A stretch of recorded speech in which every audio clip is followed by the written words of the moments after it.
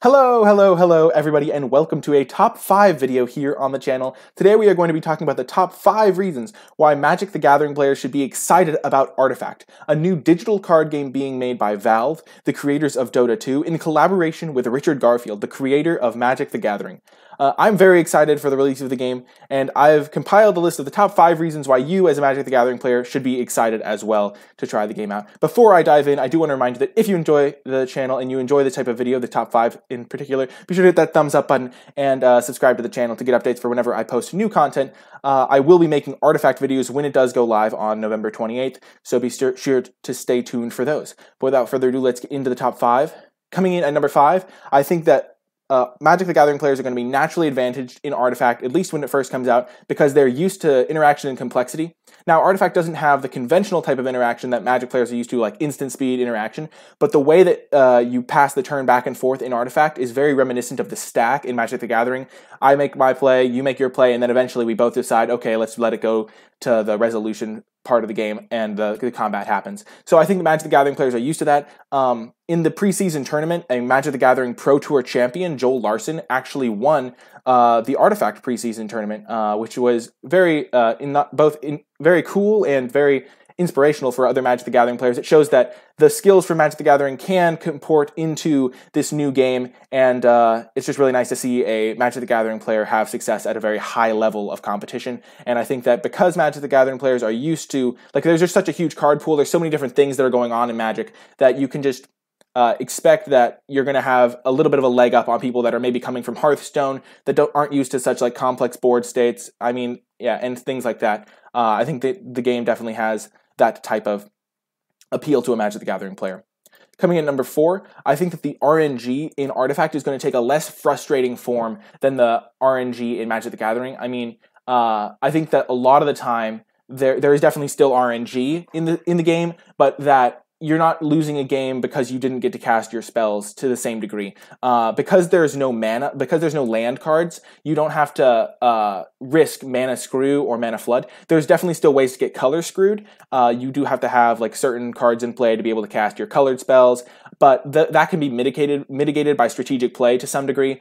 There's definitely like still RNG. Your minion guys spawn in random lanes, and a lot of the time, and the way your guys are going to attack is oftentimes random, but those are much different than not being able to cast your spells at all, because there's a big difference between me drawing my opening 7-card hand, not being able to cast any of the spells, and it having to mulligan to 6, having to mulligan to 5 even, and then just really not getting to play the game. For example, in the last Pro Tour, LSV in the Game 5 finals had to mulligan to 4, which really that's just very frustrating because you don't really get to play at the same level. Whereas if you're guaranteed to have basically you're guaranteed to have the right number of lands, you just have to be sure that you can cast spells. So there's also no mulligan system because you are drawing 2 cards every turn, so you're getting like through your deck. You're going to be able to do stuff and impact the game at all stages. So I think there's going to be a lot of decision making, but the RNG aspect is going to be a little bit less than we are maybe used to from Magic the Gathering. Or even if it's not less, it'll be a little bit different and less frustrating because you'll still feel like you can actually make plays to potentially overcome the RNG rather than just not being able to do anything. But yeah.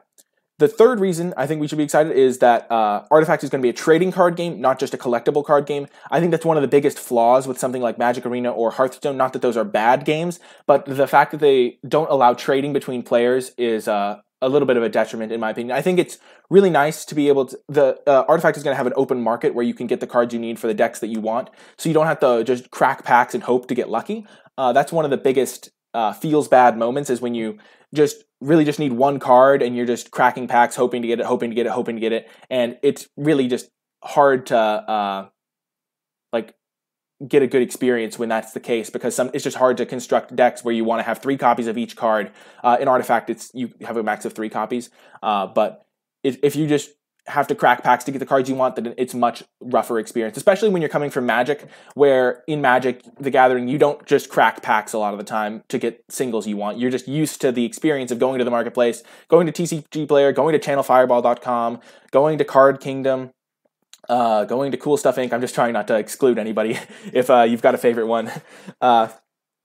Yes, but you're just used to going to the place that you're used to, or even your local game store. You can get singles at local game stores a lot of the time too. But you're used to doing that, and you're used to being able to buy the cards for the deck that you want, and having to just crack packs would have felt a lot worse, I think. So I'm pretty happy that it's a trading card game and not just a collectible card game. Obviously, you can try to collect all the cards, but you can just access the specific cards that you want as well.